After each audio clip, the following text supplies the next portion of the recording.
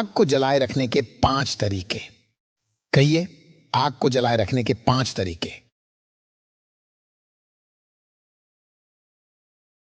Number 1, अपने भीतर और अपने आसपास मौजूद उन आग बुझाने वालों को पहचानो जो तुम्हारी आत्मिक आग को धीरे धीरे खत्म कर देते हैं, और उन्हें अपने जीवन से पूरी तरह निकाल फेंकने का दृढ़ निश्चय करो।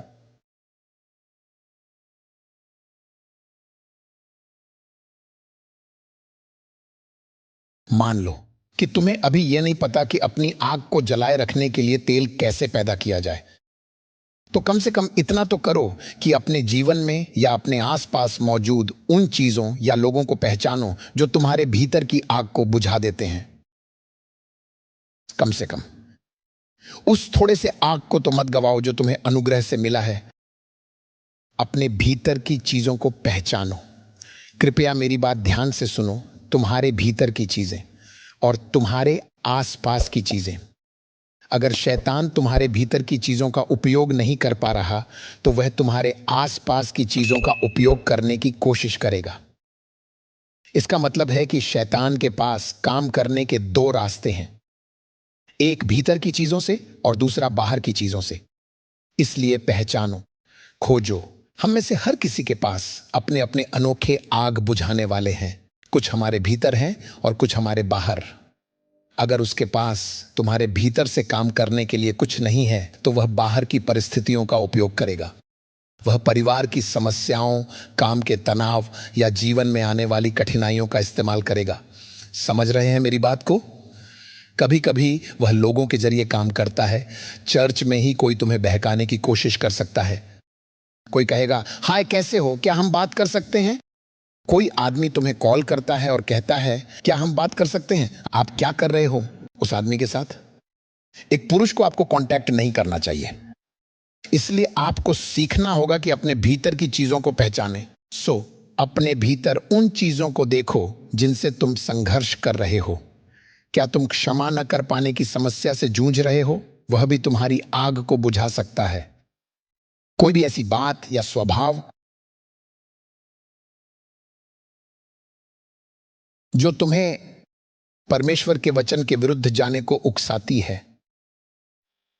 कोई भी ऐसी चीज जो तुम्हारे भीतर परमेश्वर के वचन के खिलाफ काम करती है, वही तुम्हारी आत्मिक आग को बुझा रही है, क्योंकि वो चीज तुम्हें परमेश्वर की आज्ञा का उल्लंघन करने के लिए प्रेरित कर रही है।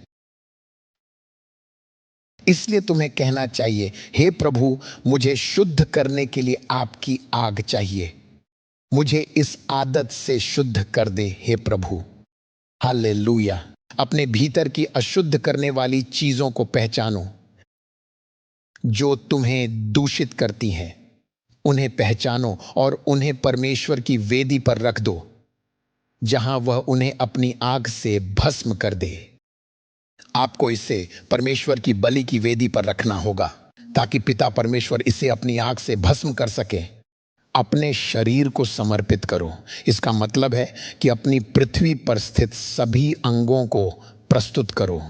कुलुस्सियों अध्याय 3 के अनुसार अपने उन अंगों को मार डालो जो पृथ्वी पर हैं। यहाँ अंग उन चीजों को संदर्भित करते हैं जो हमारे भीतर होती हैं और जो पवित्र आत्मा की आग को हमारे आत्मा में बुझा सकती है। अब बाहर की क्रियाओं की पहचान करो। जिन लोगों से तुम जुड़ते हो और जिनकी वजह से तुम गिरते हो, उनसे अलग हो जाओ। जो लोग तुम्हें बहकाने की कोशिश करते हैं या तुम्हें परीक्षा में डालते हैं, उनसे कट जाओ। जो लोग तुम्हें पाप में गिराते हैं, उनसे कट जाओ। जो बातचीत तुम्हारे विश्वास को तोड़ती है, उनसे अलग हो जाओ। तुम ऐसी जगहों पर जाते हो जहां तुम परमेश्वर की आग से नहीं जुड़ पाते, या तुम कुछ पवित्र चीज खो देते हो। जिन बातचीतों में तुम भाग लेते हो, उसके बाद तुम्हें सूखापन महसूस होता है। ऐसा लगता है जैसे तुम्हारे भीतर से कुछ निकल गया हो। ऐसा लगता है जैसे तुमने परमेश्वर की पवित्रता खो दी हो। कुछ लोग जिनसे तुम बात करते हो, उनके साथ बात करते समय अचानक गंदी बातें निकलने लगती हैं, या तुम स्वयं एक अशुद्ध बातचीत में शामिल हो जाते हो। उस व्यक्ति से जिससे जुड़ने के बाद तुम्हें सूखापन महसूस होने लगता है और ऐसा लगता है जैसे तुमने अपने पवित्र गुण खो दिए हों, कृपया उससे दूरी बनाओ, उससे अलग हो जाओ, कट जाओ। मुझे पता नहीं तुम्हें मुक्का मारना चाहिए या नहीं, पता नहीं कैसे कहूं, बस निकल जाओ। अगर तुमने अब तक अपने आग बुझाने वालों की पहचान नहीं की तो अपनी आग बरकरार नहीं रख पाओगे। उन चीजों को पहचानो जो तुम्हारी आग बुझा देती हैं। इसमें ईमानदार और सच्चे बनो। मैं अपनी चीजें पहचान सकता हूं पर तुम्हारी नहीं। तुम खुद सबसे अच्छी तरह जानते हो कि वो चीज क्या है। तुम खुद को जानते हो, तुम अपने वातावरण को जानते हो, तुम उन लोगों को जानते हो जिनसे तुम जुड़े हो, तुम उन व्यवस्थाओं को जानते हो जिनके बीच तुम रहते हो, तुम जहां जॉब करते हो उस जगह को जानते हो, तुम अपने विचारों को जानते हो, तुम जानते हो तुम्हारे भीतर क्या चलता है, पर्दे के पीछे क्या चल रहा है, सब जानते हो। यह तुम्हारा जीवन है। तुम खुद को सबसे बेहतर जानते हो, इसलिए पहचानो, समय निकालो और लिखो कि कौन कौन सी चीज़ें तुम्हारी आग को बुझाती है, भीतर की भी और बाहर की भी, और फिर उन चीज़ों को निकाल फेंको। देखना, समय के साथ शायद 1 हफ्ते में, 2 हफ्तों में या 1 महीने में तुम देखोगे क्या होने वाला है। तुम्हारी आग स्थिर हो जाएगी, तुम्हारा परमेश्वर से संबंध स्थिर और मजबूत हो जाएगा। Hallelujah, hallelujah. पवित्र आत्मा के साथ तुम्हारा अधिकार अत्यंत शक्तिशाली हो जाएगा, बहुत ही शक्तिशाली। हालेलुया। कहो आमीन। परमेश्वर के पुत्रों, आओ ऊंची आवाज में कहो आमीन। परमेश्वर के पुत्रों, हालेलुया। आओ प्रभु के घर में परमेश्वर की स्तुति करो। धन्यवाद, हालेलुया। ये बहुत महत्वपूर्ण है। अपने भीतर और बाहर के आग बुझाने वालों की पहचान करो और देखो कैसे तुम विजयी बनोगे। आग को जलाए रखने के 5 तरीकों में दूसरा बिंदु है अपने प्यार और ध्यान को मसीह पर लगाना। मतलब है परमेश्वर के सिंहासन से निकलने वाली बिजली जैसी दिव्य शक्ति को आपके स्नेह और प्रेम के क्षेत्र से होकर गुजरने देना। वह दिव्य ऊर्जा, तेज रोशनी या बिजली जैसी शक्ति जो परमेश्वर से आती है। बाइबल कहती है कि उस सिंहासन में से बिजलियां और गर्जन निकलते हैं। हमें स्वर्गीय बातों की खोज करना है जहां मसीह विराजमान है। वही है सियोन की बिजली, पवित्र आत्मा की आत्मिक तरंगें, परमेश्वर की उपस्थिति की शक्ति, बिजली और ऊर्जा। आग को जलाए रखने के 5 तरीकों में तीसरा पॉइंट, परमेश्वर के वचन का अध्ययन करो।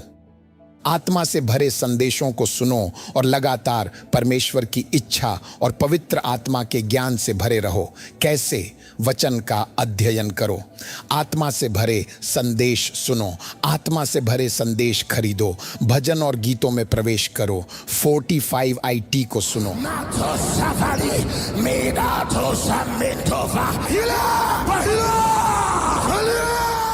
आत्मा में गरजो और प्रार्थना करो, मेरी शिक्षाएं को सुनो और अन्य आत्मा से भरे सेवकों के संदेशों को भी खरीदो और सुनो। परमेश्वर की इच्छा के ज्ञान से परिपूर्ण हो जाओ। ठीक है? जब तुम ऐसा करते हो, तुम्हारे पास शिक्षाएं सुनने का समय भी होता है और स्वयं बाइबल का अध्ययन करने का समय भी। मैं तुमसे विनती करता हूं, खुद बाइबल का अध्ययन करो। हर दिन कम से कम 2 या 3 घंटे निकालो ताकि वचन का अध्ययन कर सको। जो बातें पवित्र आत्मा तुम्हें दिखाए और सिखाए उन्हें लिख लो, नोट्स बनाओ। यही तरीका है जिससे तुम अपनी आत्मिक आग के लिए तेल पैदा कर सकते हो। वचन, इफिसियों अध्याय 3:19। और तुम मसीह के उस प्रेम को जान लो जो सभी प्रकार के ज्ञानों से परे है, ताकि तुम परमेश्वर की सभी परिपूर्णताओं से भर जाओ। परमेश्वर के उस प्रेम को जान लो, मसीह के उस प्रेम को जान लो, क्योंकि वचनों के ज्ञान के द्वारा, परमेश्वर के ज्ञान के द्वारा और मसीह के ज्ञान के द्वारा हम परमेश्वर की परिपूर्णता तक पहुंचते हैं। परमेश्वर की परिपूर्णता मसीह के प्रेम में पाई जाती है। इसे कहा जाता है। उसके प्रेम की चौड़ाई, लंबाई, गहराई और ऊंचाई जो हमारी समझ से परे है। इसलिए जब हम वचन और आत्मा से भरे चीज़ों का अध्ययन करते हैं, लगन, सतर्कता, लगातार और मेहनती तरीके से करते हैं, तो हम परमेश्वर की इच्छा के ज्ञान से परिपूर्ण हो जाते हैं। पौलुस ने अपने सेवक तिमुथियुस से कहा, अध्ययन कर ताकि तू अपने आप को परमेश्वर के सामने योग्य ठहरा सके। ऐसा काम करने वाला बने जिसे लज्जित न होना पड़े, जो सत्य के वचन को ठीक रीति से काम में लाता है। इसीलिए तुम्हारी जिम्मेदारी है कि तुम वचन का अध्ययन करो ताकि तुम परमेश्वर की इच्छा के ज्ञान से भर जाओ। बाइबल कहती है परमेश्वर की इच्छा के ज्ञान से परिपूर्ण हो जाओ, ताकि तुम प्रभु के योग्य चाल चलो और हर बात में उसे प्रसन्न करो, जो सत्य के वचन को ठीक रीति से काम में लाता है।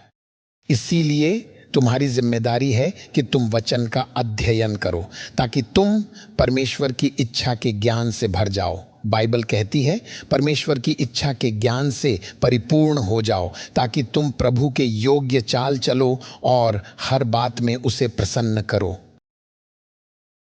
आग को जलाए रखने के 5 तरीकों में चौथा बिंदु है, आत्मा में प्रार्थना करो। आत्मा में प्रार्थना करो। नई भाषाओं में बोलो। नई भाषाओं में बोलने का प्रयास करो। नई भाषा नहीं बल्कि नई भाषाएं। यीशु ने कहा, मेरे नाम में तुम नई नई भाषाएं बोलोगे। नई भाषाएं, सिर्फ एक भाषा नहीं, नई नई भाषाएं। सो अपने आत्मा से विभिन्न भाषाएं निकालने की कोशिश करो। गरजो, अपने आत्मा की भाषाओं को रिलीज करो। सो भाषाओं में बोलने का अभ्यास करो। आत्मा की भाषाएं। सो आत्मा में प्रार्थना करो, जिसका अर्थ है अन्य भाषाओं में बोलना, जिसमें आत्मा की कराहना और गर्जना भी शामिल है।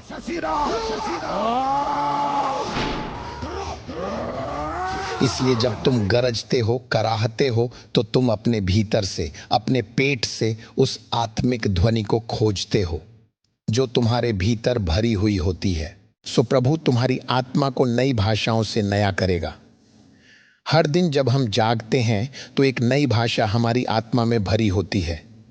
उसे बाहर निकालो, उसे उत्पन्न करो। हर दिन अन्य भाषाओं में प्रार्थना करने और उन्हें बाहर निकालने का अभ्यास करो। तभी तुम तेल में बढ़ोगे जो तुम्हारी आग को और भी प्रज्वलित करेगा। कहो आमीन। यहूदा चैप्टर 1 वर्स 20।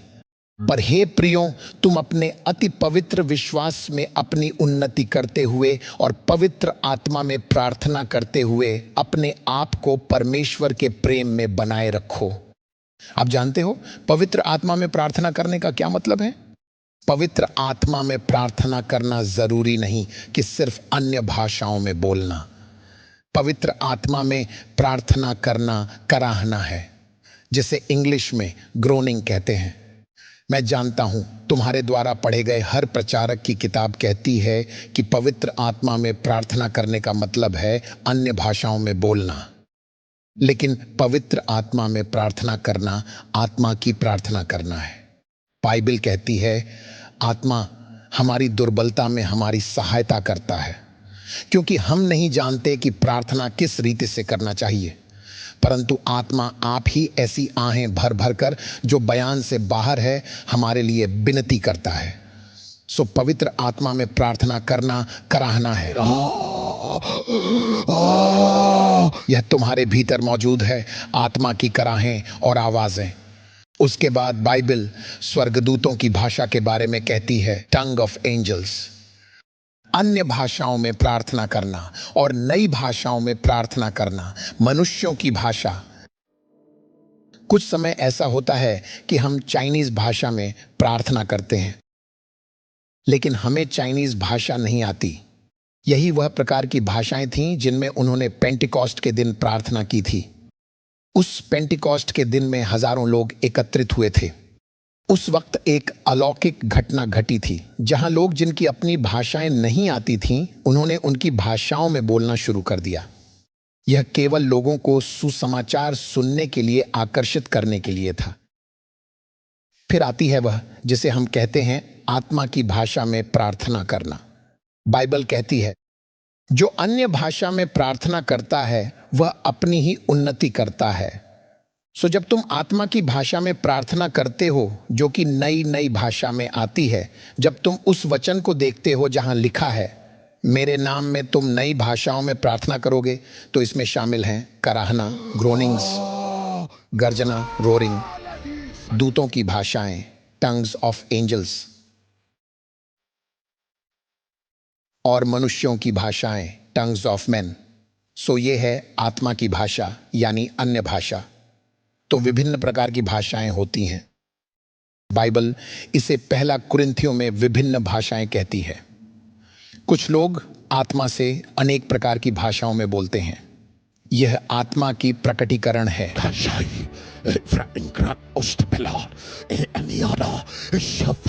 विभिन्न भाषाएं तुम्हारी आत्मा में भरी होती हैं, तुम उन्हें बाहर निकालते हो। तुम उन विभिन्न भाषाओं से प्रार्थना करते हो। जब तुम ऐसा करते हो तब तुम आत्मा के तेल में अत्यधिक रूप से बढ़ने लगते हो, जो तुम्हारी आग को और प्रज्वलित करता है। क्या मैं तुमसे एक सवाल पूछ सकता हूं? ईमानदारी से जवाब देना। अगर यहां आग जल रही है और तुम उसके पास तेल डालते हो और उस तेल को डालते हुए तुम धीरे धीरे यहां ले आते हो, तो क्या होगा? आग तेल का पीछा करेगी। जहां तेल रुकेगी वहीं आग रुकेगी।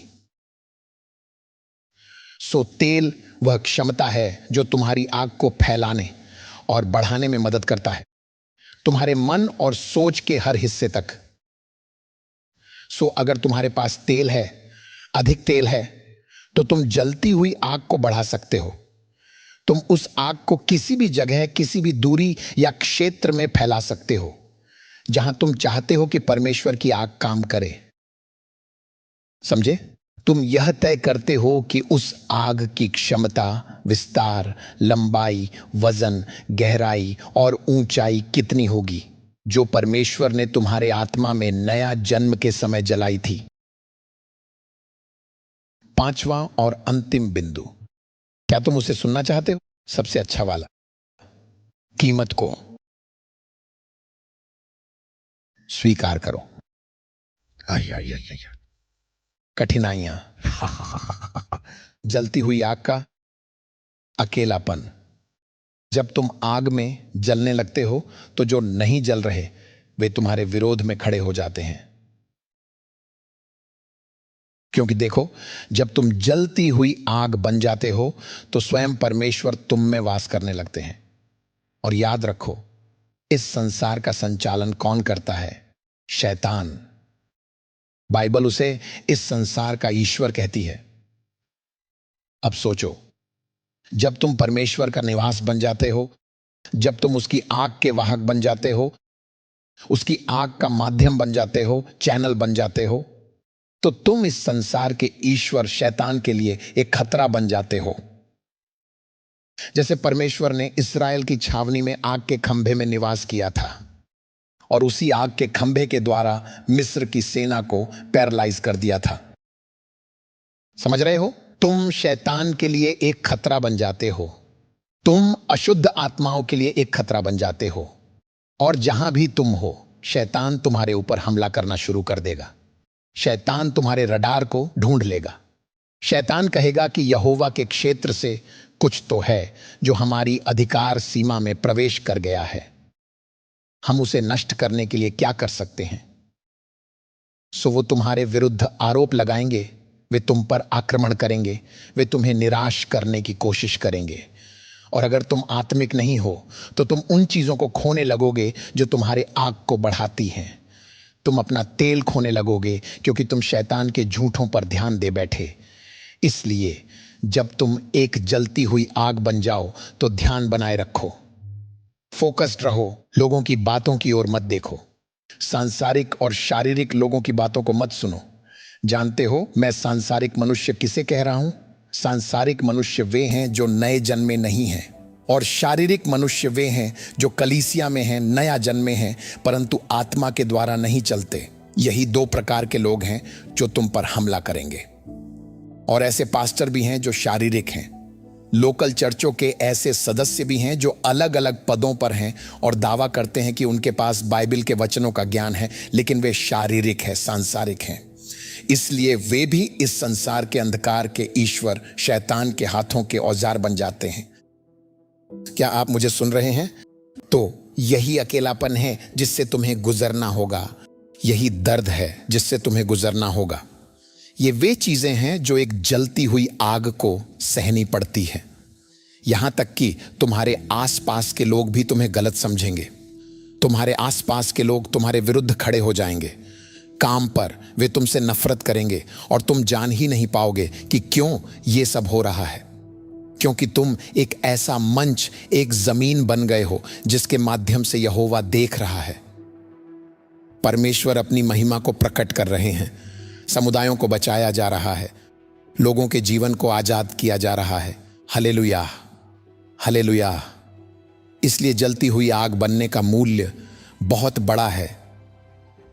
क्या तुम उस मूल्य को चुकाने के लिए तैयार हो? क्या तुम उस मूल्य को चुकाने के लिए तैयार?